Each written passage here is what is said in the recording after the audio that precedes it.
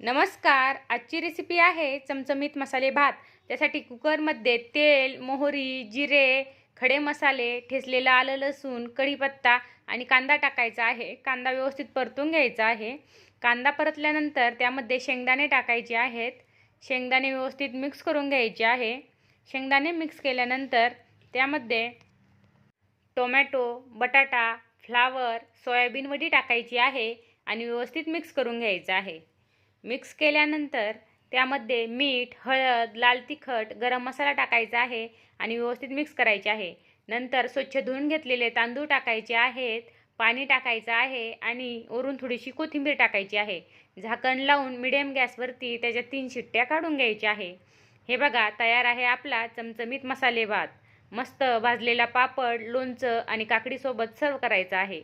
अशाच रेसिपींसाठी चॅनलला लाईक आणि सबस्क्राईब करा. धन्यवाद.